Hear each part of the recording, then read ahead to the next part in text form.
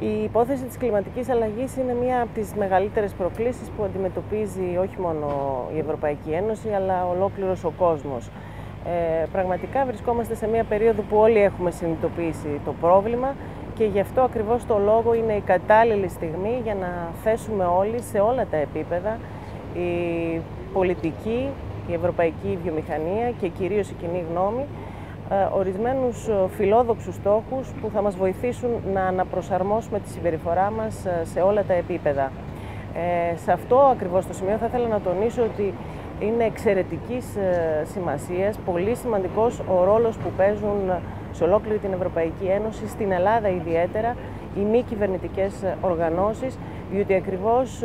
λειτουργούν με έναν τρόπο που διατηρεί την πίεση και προς τους Έλληνες πολιτικούς και προς την ελληνική βιομηχανία για να αναλάβει το μερίδιο που της αναλογεί, το μερίδιο προσαρμογής στα νέα δεδομένα που αντιμετωπίζουμε σήμερα και κυρίως για να διατηρεί σε αφύπνιση την κοινή γνώμη, η συμπαράσταση της οποίας είναι εξαιρετικά σημαντική για να μπορέσουμε να πετύχουμε το επιδιωκόμενο αποτέλεσμα.